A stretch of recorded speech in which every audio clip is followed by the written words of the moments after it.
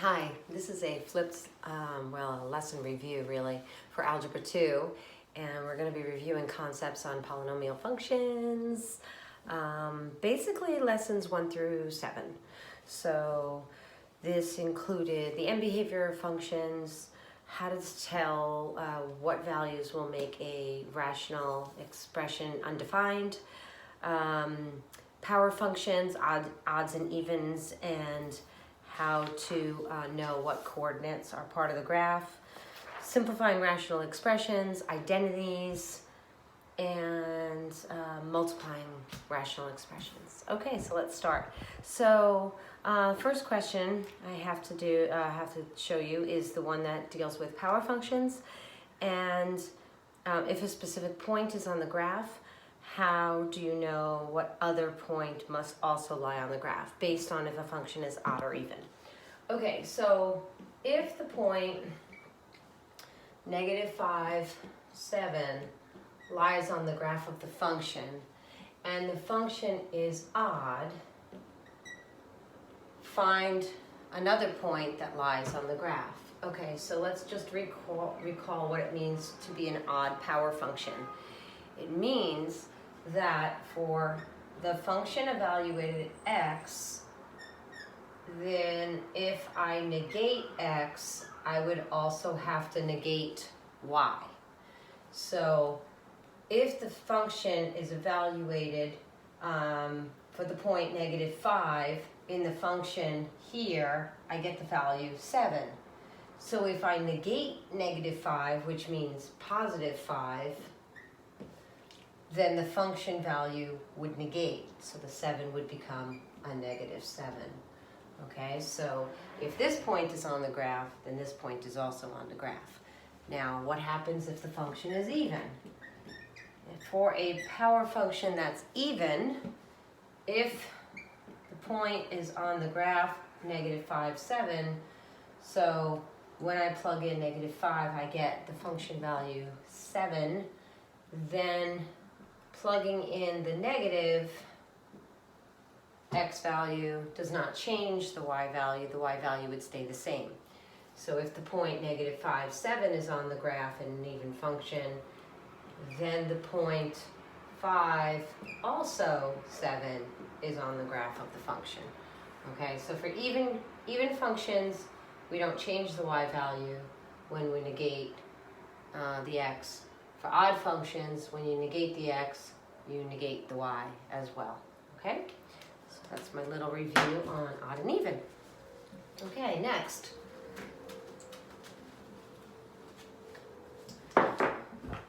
If you know the roots of a polynomial function and you know a point on the polynomial function, how do we determine what the value of the lead coefficient is? Okay? So I'm going to give you roots of a polynomial function. So the roots are x equals -2, x equals +1, and x equals +4. Okay, these are the roots of the function. And the graph travels through the point to -56. Okay, so this is actually a point on the graph. So we need to determine the equation of the function. Determine the equation. Okay, that's our job. All right, so first thing you gotta do is change the roots into factors. So to do a root into a factor, you take it and you add the 2 to the other side. You're basically making this equal 0. So in order to make this equal 0, the -2 gets added to the other side and it becomes x plus 2. To make this equal 0, you subtract the 1 from both sides and that becomes x minus 1. And you do the same for the x equals 4 by subtracting it to become x minus 4. Now that function has some coefficient a that makes it this specific function that has that point on the graph. So in order to find the a, you take this x and y value and you have to plug it in. So I'm going to take that -56 I'm going to plug it in for y, and I'm going to take 2 and plug it in every single time I see x. Have you done this topic? Yeah. Now, negative 56. Do your homework. Pay attention Times to my mother. Be Be respectful, and you will pass. 8 times 4. 2 minus 1 is 1, and 2 minus 4 is negative 2. So much for being quiet. So 4, I plugged in the 2, I plugged in the 2, I plugged in the 2. I simplified that, I simplified this one, simplified this one. Now I'm going to multiply through, that gives you negative 8a. And then I'm going to divide both sides by negative 8. Negative divided by negative is positive. 8 into 56 goes 7 times, and 7 equals a. So the function has the equation y equals 7 times x plus 2 times x minus 1 times x minus 4. Now, if the problem says, put it into standard form, then you multiply these two, then you multiply the third one into the trinomial that results from this, then you distribute the 7 in. If the problem doesn't say anything about putting it in standard form, that's your answer. Leave it. Do not do anything else. That is a very nice, very correct polynomial function. Okay, next, determining the values that make a function undefined. Okay, so when are rational expressions, or when are rational functions undefined? A rational expression is one that's going to have variables in the denominator. So a function that has a numerator over a denominator, as such, these x values, there are numbers that can be subbed in for that those x values that make that equal 0. And if this equals 0, then the function will be undefined. So to find those values, you set it equal to 0. So you take the denominator out of the problem, set it equal to 0, and how do you solve a quadratic? You factor it. You open up 2 sets of parentheses, and you do x, and x equals 0. And I look for numbers when multiplied give me 10, when subtracted give me negative 3. So you sit there and rack your brain. 5 times 2 is 10. 5 minus 2 is 3. I need more negatives. So negative there, positive there. I create a t-chart, set each factor equal to 0. And x equals 5, and x equals negative 2. So what values make it undefined? 5 and negative 2. Those are the values that I cannot have. If I was asked to state the domain of the function, I would write it as such. The domain equal the x values such that x is contained in the real numbers where x cannot equal negative 2 and 5. So contained is an element of the real number system. X doesn't equal negative 2, nor does it equal 5, okay? And that's how you would state the domain of the function. Okay, next, simplifying rational expressions. Okay, so this involves tons of factoring. So we're getting really, really good at factoring. We're going to factor the top, factor the bottom, cancel factors wherever we can, and then have it in simplest form. So I've got a numerator, 10x plus 30, denominator, 2x squared plus 6x, and my job now is to simplify it. Okay, so top. Top is a GCF factoring. There's nothing really else you could do, nor should you be thinking about anything else because there's no square there, it's linear. Constant terms, so I'm thinking GCF. Okay, well a GCF of that would be 10. So 10 is factored out and divided into each term. 10 to that leaves me x, 10 to that leaves me 3. mentally distribute it back to make sure it's correct. Second one, you see the square, so you're thinking, two parentheses, but no, alas, it is not two parentheses because there is no constant term. There's no third term over there. So this is, again, GCF factoring. They have a common factor of 2, and they both contain an x, so I can also pull out the x. Make sure you do that, because if you leave that x in, it's not going to be correct. And divide the 2x into each part, leaving x. 2x into 6x leaves 3. And listen, the problem said to simplify. So likely it's going to have a matching binomial factor. Otherwise, why would we be doing the problem? When a problem says simplify, there's going to be something to simplify. So in this one, it happens to be the binomial factor. But not just that, 2 also divides into 10 5 times. So 2 goes into itself once and into 10 5 times. So the final result is 5 divided by x. And that is done. Okay, let's do a practice problem on identities next. So identities come up. On the regions, I think there was one on the Pythagorean identity, using x's and y's and stuff. And basically you have to manipulate one side to make it look like the other side. So you might have to square things and combine like terms, and usually there's not too many numbers in these. Most of them just contain a bunch of letters. So these could be a little tricky. This one is going to have a bunch of letters in it. So it's going to be an x squared plus y squared. We're going to square that. I'm going to subtract 2x squared y squared, and I want to see if this is a polynomial identity of this type, which is a conjugate pair. So I want to see if it equals that conjugate pair. Now, to see that, I would need to square this and then simplify this part. But I can only work from one side, so I'm not allowed to cross my wall. Don't go over there.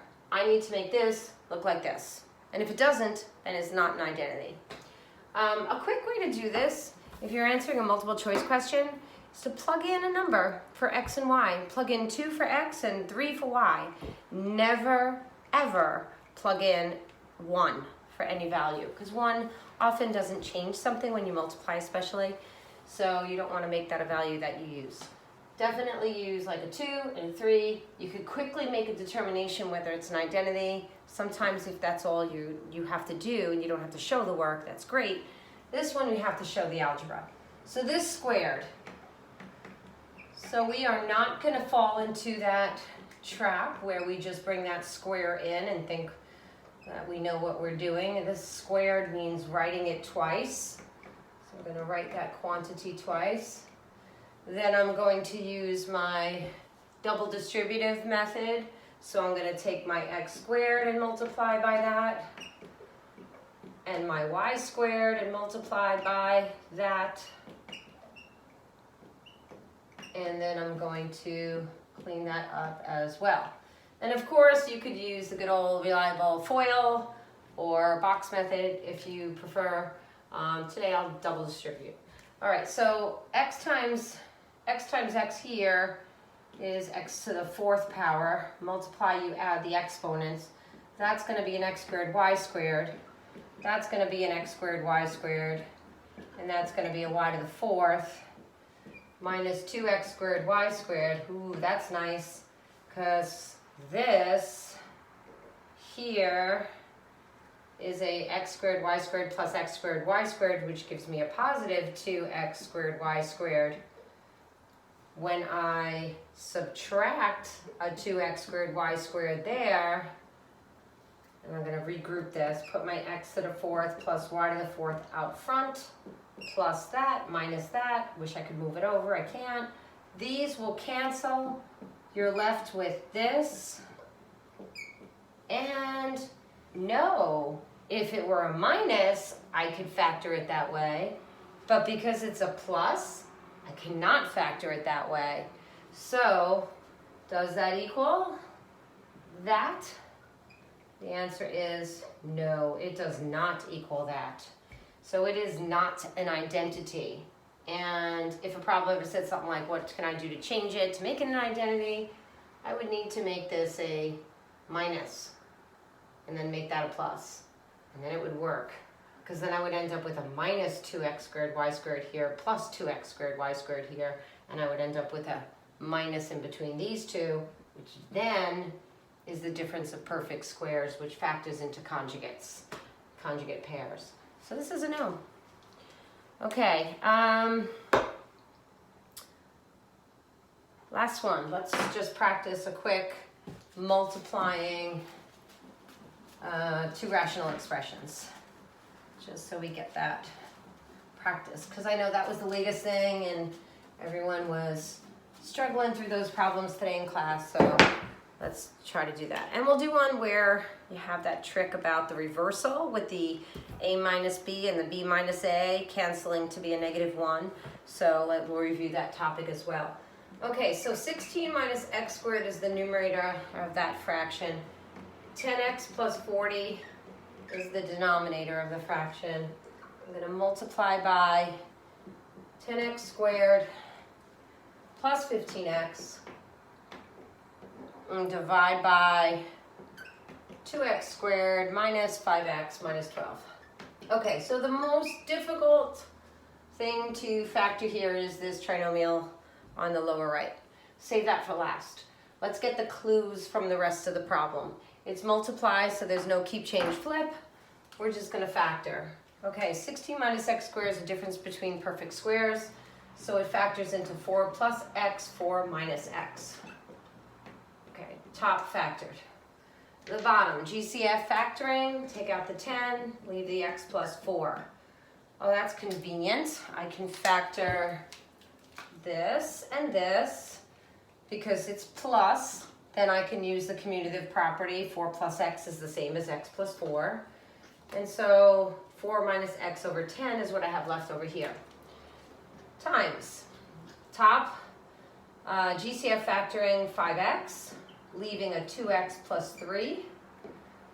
And trinomial factoring. Now, there is a reason that I have this and that. Probably because 2x plus 3 appears in one of them, and maybe x minus 4 appears in the other one. So let's just try that. Without doing too much thinking about this trinomial, I'm going to just try putting that in and seeing if it actually equals it. So first times first, x times 2x is 2x squared. We're good on that one. 3 times -4 is -12. We're good on that term. This is a 3x. This gives you a -8x. And when I add them, they do in fact give me -5x. So we're good. This is exactly what I need. Okay, now when you use your other factors as clues, you don't have to hurt yourself thinking too much to figure out how this factors. So here we go. This and this will cancel. They equal 1, right? Anything over itself is 1. And now this factor and this factor are almost alike. If I can turn this one around by factoring out the -1, then it will turn it around with the x minus 4. So recall what we do there.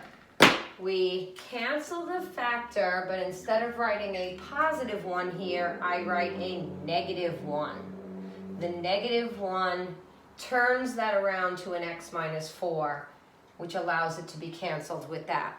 Okay, this stays, nothing else. -1 times that is -5x, and there's a 10 in the denominator, which then can cancel with the 5 and leave me with 1/2. So 5 goes into itself once, and 5 goes into 10 twice, leaving -x over 2, if you want to write -1/2x over 2, or now I'm sorry, negative half x, that's fine as well, either like this or like this. That's not completely simplified until you cancel that. But that's it, simplified and simplified. Either version is what you want to go with. Okay, so quiz is tomorrow. Your assignment is on Jupyter Grade, so please visit it, and we'll see you tomorrow in class. Bye.